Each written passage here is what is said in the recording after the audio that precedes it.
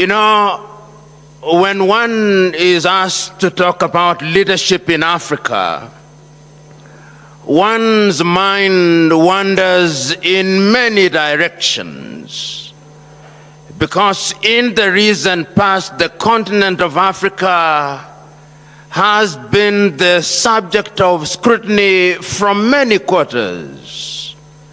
There are those who are Afro-pessimists and take the view that Africa will never realize our potential. There are those Afro-optimists who take the view that the jury is still out on the success or otherwise of the continent of Africa. I am an Afro-optimist. I take the view that this continent has had a glorious past, and that this continent has had her trials and tribulations, but her better days are in the future. There are those who, when talking about Africa, are in the habit of dealing with Africa as if it were one monolithic block. They do not recognize that the beauty of Africa is in her diversity. And indeed, when you care to undertake a geographical survey of Africa, you will be amazed at what the west of Africa offers, what the center of Africa offers, what the south of Africa offers, what the Horn of Africa offers, and what the north of Africa offers. That is the continent that we are talking about today. And we are talking about her because she continues in many ways to punch below her weight. And many are the commentators who take the view that the reason why she continues to punch below her weight is because the men and women who have had the privilege and honor to serve her in different political capacities or leadership capacities have not served her well. There may be merit in that assessment, but those who are quick to judge, those whose only claim to fame is that they are professional fault finders, must ask many questions before they judge and condemn Africa unfairly. This continent, and I remember, and if we are to judge this continent fairly, we must go back to the past and look to the past and ask about this continent. And there are many who have written about this continent. How many of you here will forget the great writings of Senegal's Anta Cheikh Diop, who has documented in many ways the glorious past of the continent of Africa, the great kingdoms in Africa. When Europe was still in the caves, Africans were building monuments. If they were not building them in the Ashanti Empire, they were building them in Monomotapa here in Zimbabwe. And there is a sense in which all those have been consigned to the Museum of History. And those who look at Africa see Africa as a scar on the conscience of humanity, not remembering that they were themselves co-authors of Africa's misfortunes. We are the only continent and the only people in the world who have been commodified. How many of you will remember that agrarian Europe had to commodify Africa in order to realize our level of development? At one time in those early days, we will remember, even as we talk about leadership, that half of the population of this continent was taken away. If they were not taken away from Ghana, which they then christened Gold Coast, they were taken away from Angola. If they were not taken away from Angola, they were were taken away from Mozambique. If they were not taken from Mozambique, they were taken from Senegal. If the Arabs were not taking us, the Europeans were taking us. If the Europeans in their different tribes were not conquering us, they were stealing from us. Those are the realities that we don't talk about when we talk about this continent. And you know, if one cares to judge the African continent, one must be historically conscious. The oldest African country after we regained our independence from greater chief. And the question that we must ask ourselves, why is it that this continent finds ourselves in that space? If it is not Europe summoning us, it is the United States of America summoning us. Everybody is in the business of summoning us.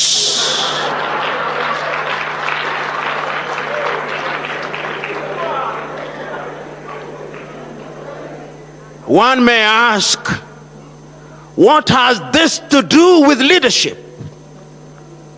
You know, I listened to the Chinese president speaking in eloquent Mandarin,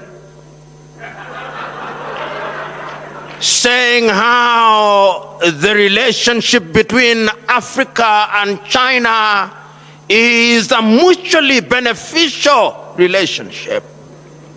He spoke about Africa as if it was one country. He did not remind himself, in my mind, that there are 55 countries in Africa, or 54 if you ask Morocco.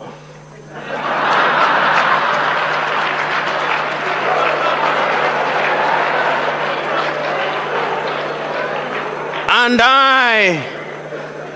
I listened to the Chinese president specifically mentioning the Gambia and a few words on Sao Tome and Principe, that they were welcomed back to the world because they had renounced their relationship with Taiwan and they had now recognized the one China policy. Do I say this because there is anything wrong with China? No. I'm saying this because the Chinese are providing leadership for their people. They know exactly what they want for their people, and they are doing exactly what they want for their people for the benefit of their people. The question that I'm posing to us, do we know what we want for our people? Are we doing what we need for our people? And the answer is, I doubt. Why do I doubt? I doubt because at the end of the entire enterprise, the Chinese president said that he had given, or his government had given, 60 billion United States dollars to 54 African countries. Notionally, therefore, each country would be entitled to no more than 1.5 billion. Half of the presidents who are present in China, each one of them, half of them, can produce 1.5 billion.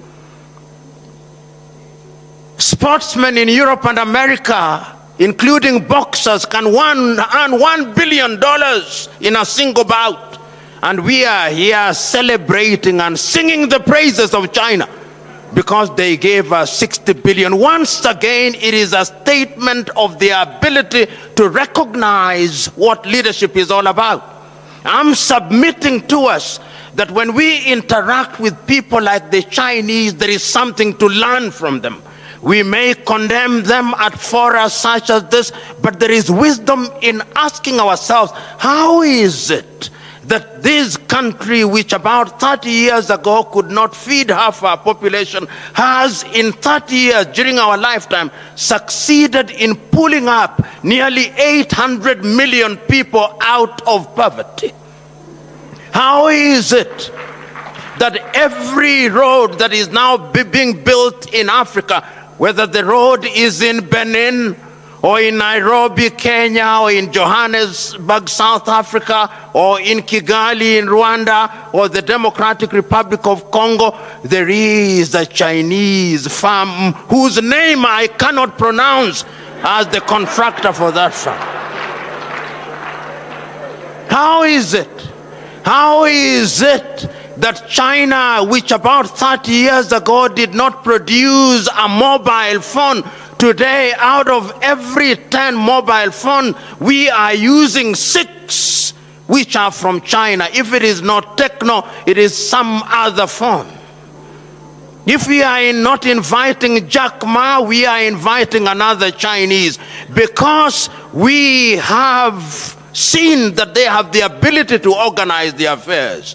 Some of us, particularly those of us who are in the middle class, our pride is that our child is learning Mandarin as a second language, not isiZulu, Mandarin.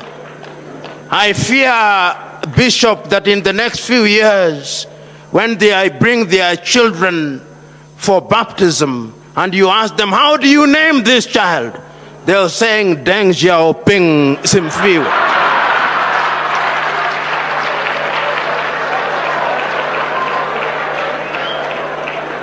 I'm still talking about leadership. We have seen what leadership can do. Leadership has catapulted China to another completely different orbit. We have seen that leadership has catapulted South Korea to a different orbit. We have seen that leadership has catapulted Vietnam, which was bombed to the ground in 1975. Vietnam now produces more coffee than all African countries combined. What have they done? The men and women who have been given the opportunity to serve those countries long recognize that leadership is about service. And I can't agree more with the Honorable Minister who spoke before me and the good Dr. Aaron who spoke before me, that the true essence of leadership is self-discovery and self-esteem.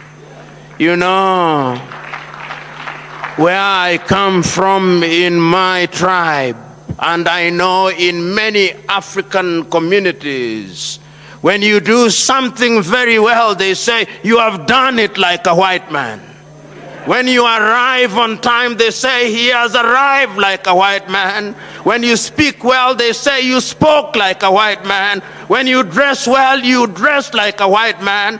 When you go to a beautiful place in Africa, you say, it does not look like Africa, as if Africans are incapable of doing the right things. And I'm telling us that until the day that we exercise the ghost of low self-esteem, Africa is going nowhere.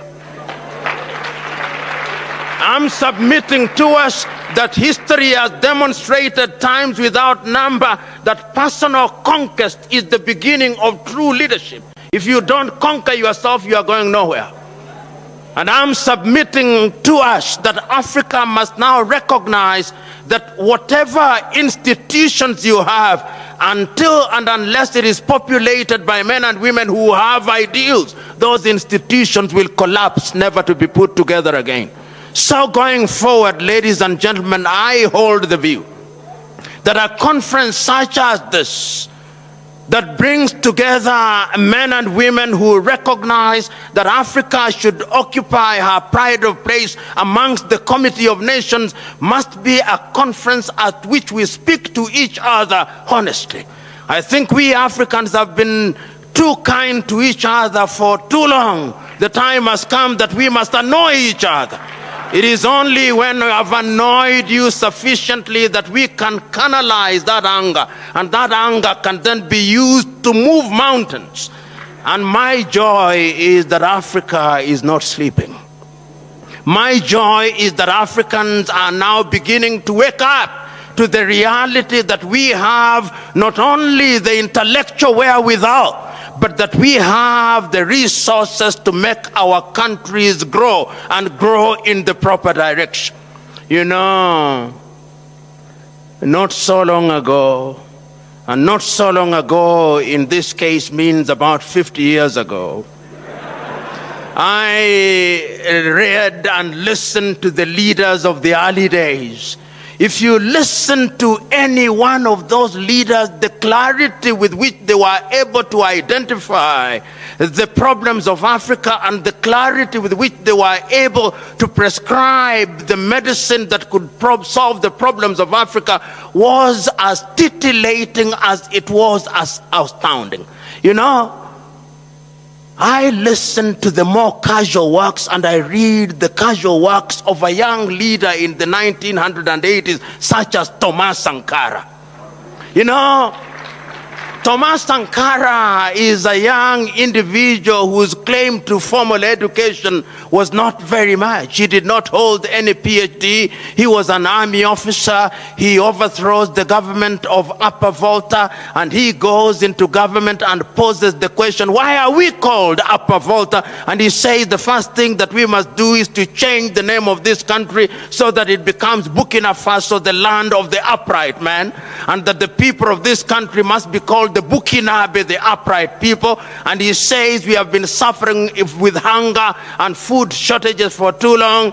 We have depended on France for too long. We can no longer be children and toddlers in our adulthood. We cannot be in economic and political diapers for too long. And he begins to release the country. And no sooner has he succeeded in doing this than the erstwhile colonial power says that this is a bad example, and they eliminate him.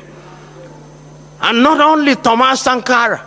I remember the man for whom I am named in 1961, Patrice Emery Lumumba, only aged 36, and he recognizes, and on that day of independence, not being scheduled to speak, he speaks nevertheless, and he says how happy he is that the history of the Congolese will be written by the Congolese, and they take him away. I listened to Ghana's Kwame Nkrumah saying that Africa cannot be free unless the whole of it is free.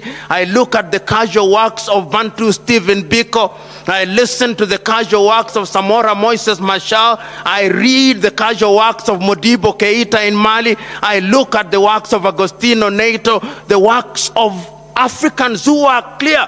And those of you who are alive, then you could see that the indices of development in Africa were moving up north.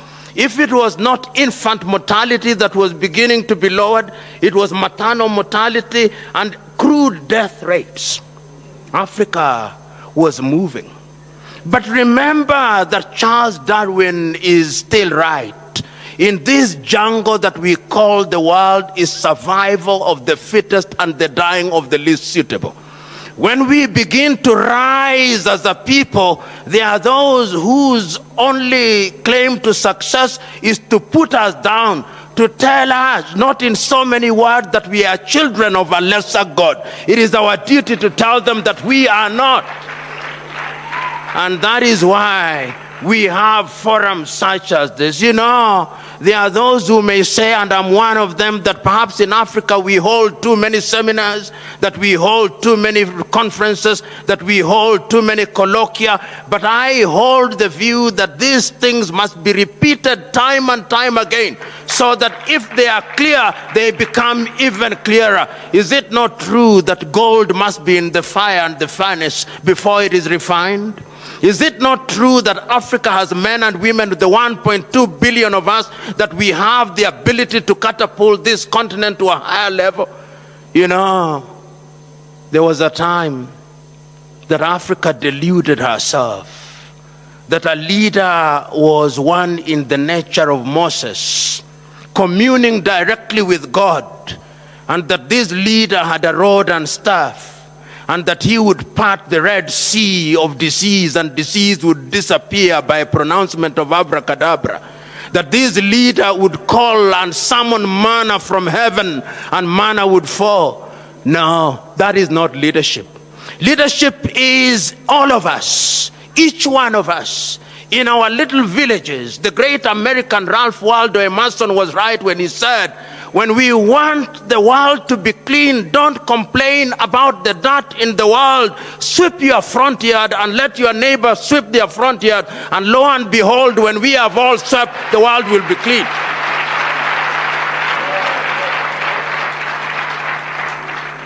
I'm now on a spiritual dimension. Mother Teresa was also right. when she said, when you go into a room and you find that there is darkness, don't complain about the darkness. Take a candle, light your candle, let your neighbor light a candle, and light will conquer the darkness. You know, I've been asked to give a concluding keynote address, not to preach and pontificate. So I must now move to conclude. And in my conclusion, warning you as I do, that having sat next to a politician, when I say conclude, that is the beginning of the second phase of my speech. But let me conclude by saying the following things. That this continent is now at crossroads.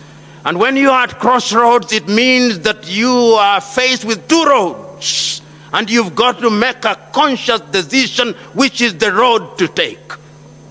And I think Africa made this decision. In the year 2013, the African leaders, whether you like them or not, that is another debate. You elected them or they happen to be the leaders, and therefore they are the political leaders. And it is important to make a distinction between leadership in its broad sense and political leadership. Political leadership is the most visible leadership and the most effective in terms of marshalling all our resources and ensuring that they are coordinated in a manner that benefits us all. That is why political leadership is at the very heart of human development. The politicians sat in Addis Ababa in Ethiopia and came up with Agenda 2063. You know, Agenda 2063 says many things, but this is how I imagine Africa Agenda 2063. That in the year 2063, South Africa will have a GDP of 3 trillion United States dollars. And at that time, we shall not be measuring our GDP in dollar terms. We shall be measuring our GDP in Afro terms. Our currency will be called Afro. And the Afro will be the strongest currency in the world. And the GDP of South Africa will be 3 trillion. That the per capita income of South Africa will be 30,000 Afro. And that all our children will go and gain education from primary to university, the cost being underwritten by our taxes. That all our minerals will have a value addition.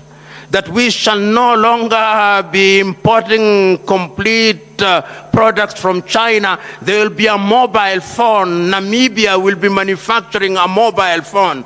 And that 1 million Africans will be using that mobile phone. That phone will be called Mobi Africa. And Namibia will not stop there. I look to that day, Botswana will no longer be selling any cows to Europe. Those cows and the meat from Botswana will be consumed in the continent of Africa, and Lesotho will not be left behind. And Eswatini will also be a Shangri-La where we will go for tourism, and it will not stop there. Mozambique will have some of the biggest ports in Africa, and Tanzania will be there, and Malawi will be there, and Zambia will be there, and Angola will be there, and Equatorial Guinea will have new leaders, and Equatorial Guinea will be the equivalent of the Silicon Valley. In 2063, the Democratic Republic of Congo will no longer have any conflicts. We'll have power being generated from the Inga Dam, and I can assure you that at that time, Kenya, Uganda, and Tanzania, and South Sudan, and Ethiopia, and Eritrea, and Somali, and Djibouti, there'll be a road connecting all these countries, and it will not stop there. It will go on to Central African Republic, it will go on to Cameroon, and Gabon, and Benin, and Togo, and Sierra Leone, and Liberia, and the Gambia, and Mali, and Mauritania, and all these countries, and Sao Tome, and Principe, and the Seychelles, and Mauritius, because there'll be leaders at that time. You know, In 1978, when I was reading Chinua Achebe's book, Things Fall Apart, the elders asked the question, and where are the young suckers that will grow when the old banana dies? Today I want to submit to you that where we sat, I saw old bananas. But when I look at this side, I see the young suckers that are growing when the old banana dies. And the truth of leadership, as I conclude, true leadership, Julius Kambarage Nyerere was right. If you are a true leader, you are not successful unless your successor succeeds. And this is the message that we must send to all African leaders. The other thing that we must tell our leaders, and we who are leaders wherever we are, is that leadership is a relay marathon race, and that leadership is intergenerational. You are not a leader unless you have grown leaders, and you are not a leader unless you are a servant. Jesus of Nazareth was right. He amongst you who wants to lead, he must be a servant.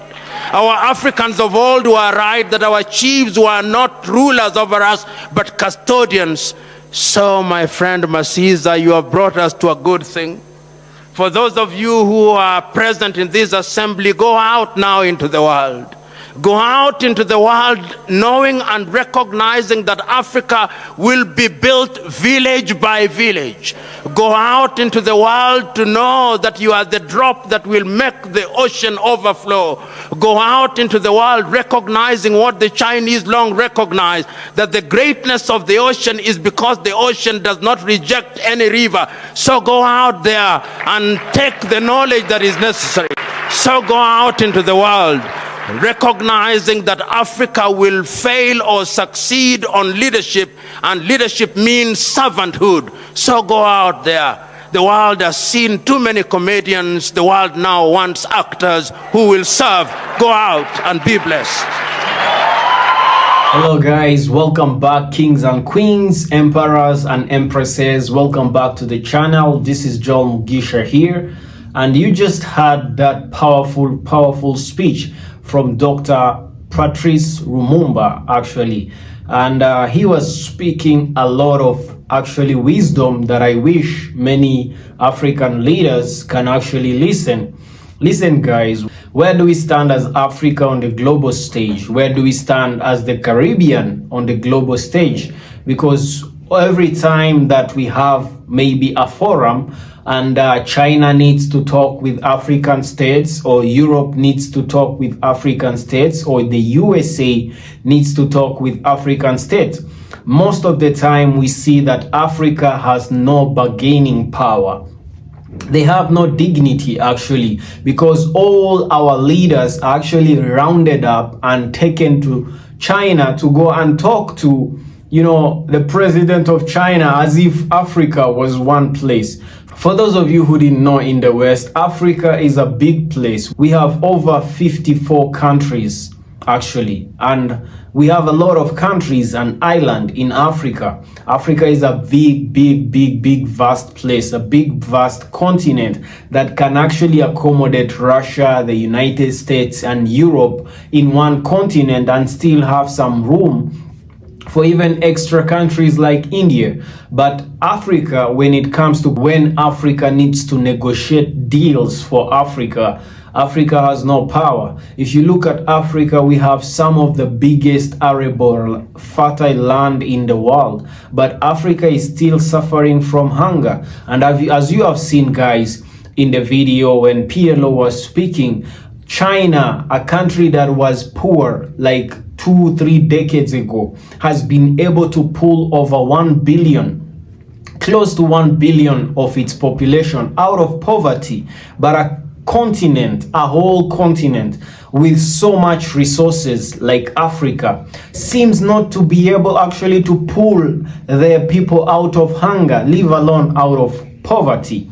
You know, we cannot even pull our own people out of hunger. Today it is hard for an African to move from one country in Africa and travel to the next country in Africa. Why? Because African leaders are just closed up, are just some of the messed up people that we have on this continent that are messing up the continent. It is not easy for one country in Africa that has got oil to sell its oil to another neighboring country. That, African leaders are just these self-centered people that want to buy oil from other Western countries, Middle Eastern countries, yet the neighbor there is producing oil. African countries don't want to trade with each other.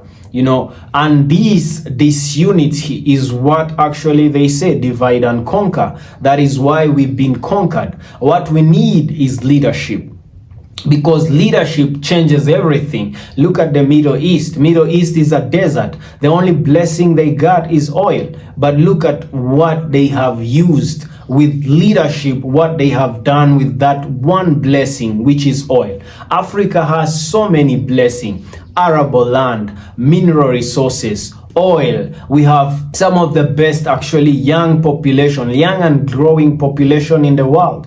They say Africa is the future, but I say Africa is now. But Africans need to wake up. We need to emancipate ourselves from mental slavery, because many Africans are still actually enslaved in their mind, because most of the time these leaders, when they go into power, they just want to be, enrich themselves. They are just self-centered people, want to enrich themselves, not thinking of the people of tomorrow, not thinking of their nations, not thinking of the citizens down there. All they want is just to amass wealth for themselves. But even in messing up their economies, they don't realize they're messing up the economies even for their own generation. Look at the country like Singapore. Lee Kuan Yew actually was able to pull Singapore out of poverty and make it one of the best countries in the world to live in. The best, actually, it has the strongest passport on the global stage. It is one of the best countries with the highest GDP per capita in the world. Look at what leadership can do. What we lack as Africans is actually just leadership. And look at what P.L.O was saying. As Africans, we have been taught to think that everything good is Western, everything bad is African. We've been taught to think that Africa cannot actually be able to produce quality technological advanced things. But look at what he said. Africa was technologically advanced years before, when the Europeans were still in caves. But now we are calling on the whole of African people. We need to wake up, people. Africa needs to unite. Africa needs to work together. Africa needs to combine its bargaining power, because when we are united, we are stronger, because there is nobody that actually can even sanction a whole continent that is united. Look at Europe. Europe realized that they have nothing. They have no power actually on the global stage as single countries. They decided to unite and form the European Union. That is what we need to do in Africa. Our leaders need to change. Young people are coming up. Africa is waking up. We can see that in countries like Burkina Faso, Mali, and Niger. African young leaders are coming up and waking up. It is about time Africa actually, rises up. But I want to call on the Africans in the diaspora. Don't wait for the African continent to become a better place for you to live in, because you have the brain advantage. You have the opportunities that these people in Africa, many people in Africa have not had the opportunities to go to good schools, to go to advanced schools and education. You have the brain advantage. You have the economic advantage. Come, invest in the motherland and actually participate in making Africa better and a better place for all the melanated people all around the world.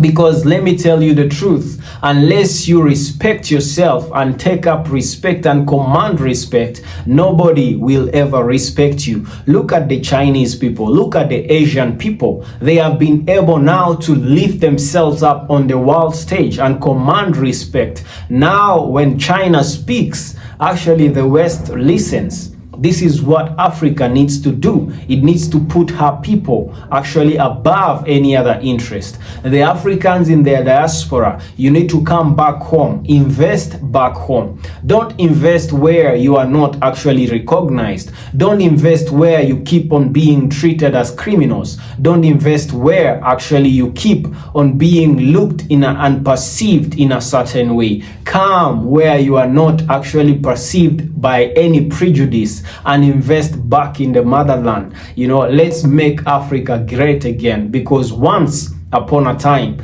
the African continent was great. It had a greater civilization in this world. We actually are the ones that civilized the whole world.